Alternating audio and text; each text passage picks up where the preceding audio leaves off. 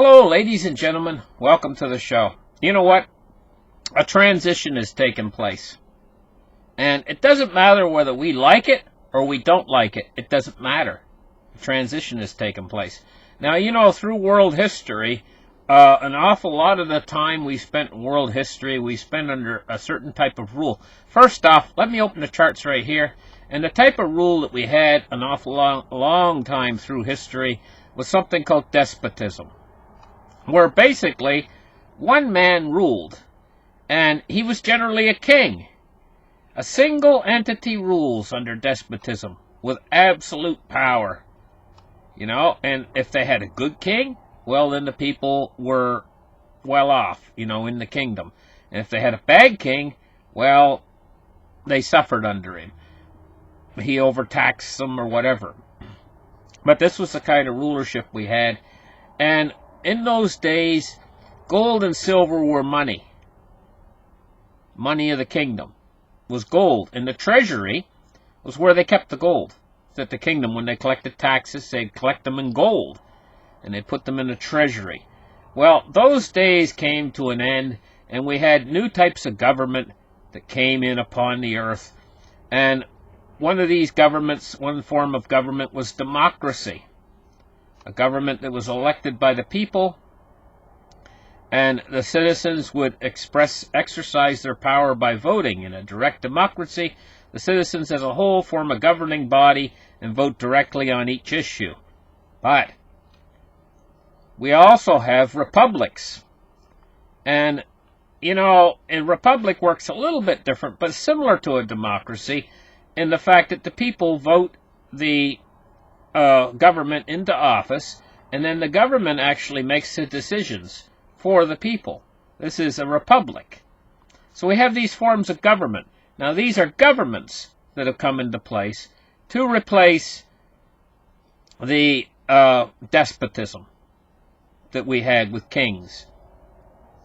And it was a time period when the kings were phased out and the despotism was phased out, and we went into government. Now, suddenly, we're facing a period now where everything is changing and changing very rapidly. One of the things that's changing it is a new invention. This is in Wikipedia, too. This new invention is called cryptocurrency. Just like we move ahead, we keep progressing. It's like we keep evolving as a society and as a world. And now what we're doing is we're leaving off, just like we left off despotism and we moved into governments. Now we're leaving off with the old form of money we had for years. And this form of money we had for years is in the form of physical paper currencies. Paper money. The paper money is progressed to the point where it's being digitized now, but it still requires third-party transactions. It requires a third party to complete the transaction. So if you use your debit card, say in a grocery store, you have to put your little card in the machine, and then you push in your numbers. A signal is sent to your bank, and then that signal comes back at the speed of light, and it says if you have enough money in your account to pay for whatever you're trying to purchase. The bank is acting as a third party, but with cryptocurrencies, there's no third party needed. You are the bank. You are giving the money to, say you're going in to purchase something at a grocery store. It's not sending a signal to the bank anymore. It's transmitting that money directly from you to the grocery store, so there's no third party transaction involved. This is the reason why an awful lot of times, you've driven someplace and say you go to a fast food restaurant and you want to purchase fast food with your debit card, and you find there's a little sign there that says, "Sorry, we only take cash today." That's because one party of the third party transaction isn't functioning properly. And so you have a problem then. Because if you don't have enough cash, well, you can't buy the burger that you wanted. And you have to go hungry. You have to drive back to work, and you can't use your debit card that day, and you don't have enough cash to buy the burger. You're like out of luck, what am I going to eat for lunch, sort of thing. Well, with cryptocurrencies, that won't happen because there's no third party involved. So it's faster, it's better, and whenever something comes along that's better, just like governments were better than the despotism with the king, because if you got a bad king, what could you do? You had to serve under his tyranny and not complain when he said, okay, give me 50% of what you earn every year in gold. You would have to say, well, it's a decree from the king. I have to pay the 50% or he'll put me in debtor's prison. And, and so that's what it was like under despotism. But now with government, it's a little bit better. Not much better, because the governments are corrupt, but we're moving ahead, And it's the same way with cryptocurrency. Cryptocurrency is an advancement in the way money transmits across the internet. Gold is what they used to use back when we had despotism. It's a relic of the past, but that doesn't mean that gold's not worth money and not going to be worth a lot of money in the future. It just means that cryptocurrency is more suitable for being transacted across the internet. And now we're in the internet age. So cryptocurrency is the direction it's going to go. Now, there's another thing out here. And this is what I believe is actually going to happen. I believe that not only is the cryptocurrency come into place, but something new is just entering the scene, and it's called artificial intelligence.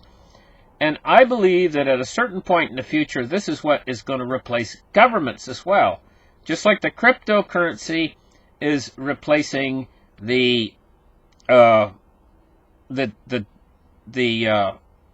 currencies, and the fiat currencies are going to go down.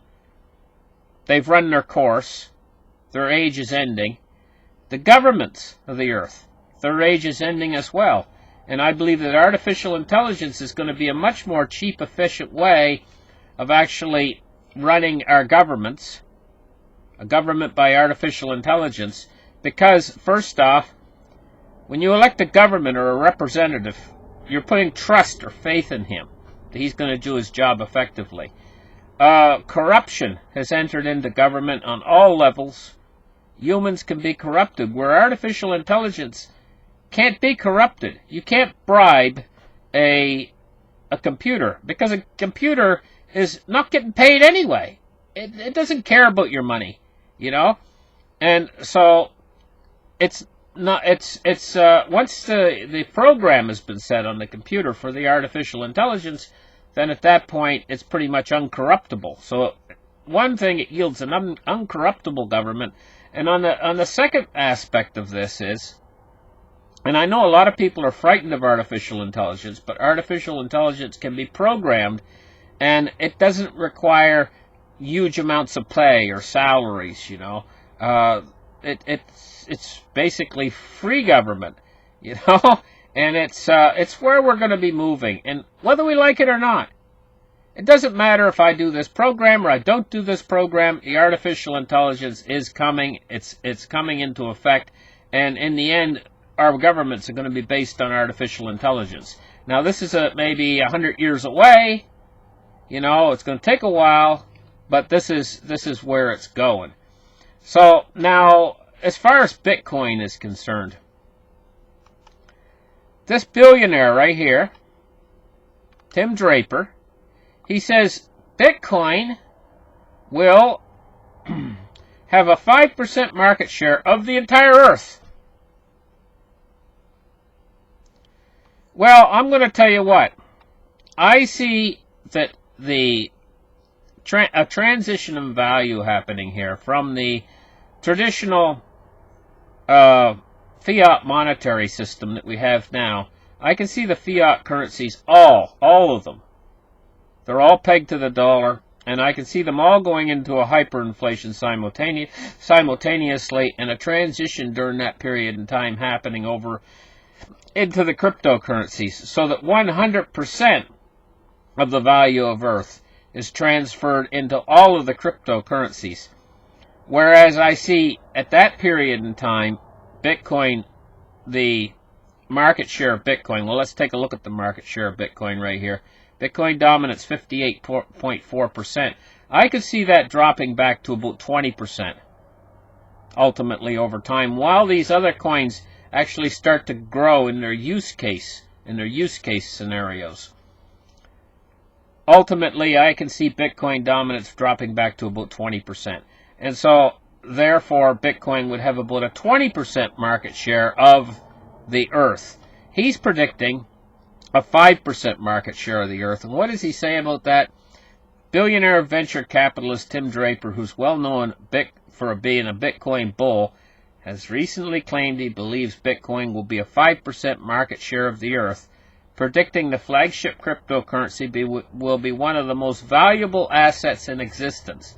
So if he sees it as 5% share of the Earth and being one of the most valuable assets in existence, I'm thinking it's going to take up a 20% share of the Earth, 4 times greater than what he's predicting. Ultimately, in the end, as we make this transition into cryptocurrencies as the money, gold and silver are going to take up their rightful positions as precious metals after the cryptocurrencies have moved to becoming the money. Gold and silver will still be there, and they'll take up their rightful position as a store of value. And in fact, they'll be worth an awful lot more than they're worth now, because they won't be under this price suppression any longer. And so there's going to be basically, ultimately in the future, 3 places where money is going to be found. One is in the core assets of businesses. Actually, 4 places. The core assets of businesses, what they're worth, like in market capital, expressed its value on things like the stock exchange, and land, cryptocurrencies, gold and silver. This is where the money's going to be in the future. And it's not going to be in paper fiat dollars. At that point in time, people might have saved a few dollars, actual bank reserve notes from different countries, and they will only be worth their only value will be as a memento of a previous era or a previous time. In other words, they'll have sentimental value. Collectors will collect certain bills, and maybe a $100 bill if it's a special looking $100 bill. And instead of spending it, because you won't be able to spend it anywhere, they'll put it probably behind glass and hang it in their den. Like a man has a den, you know, he might have a $100 bill hung in his den behind glass on a picture frame for people to look at, and he'll be able to say, look, this is the money we used to have way back around the year 2000 or 2020, you know. And people will say, oh, look at that. That's what money used to be? And he'll say, yeah, that's what money used to be. It used to be a slip of paper. And people will say, well, how did they get by with that? You know, and by that time, people will be using these extremely fast, extremely effective cryptocurrencies. Probably not Bitcoin, but their savings will be in Bitcoin. Their savings will be in Litecoin. But they won't transfer them on the internet. They'll just leave them there. Maybe once a year they'll transfer a tiny little bit of their Litecoin out of their wallet, ship it across the Lightning Network, and transfer it into these other coins that are used to pay for your coffee with.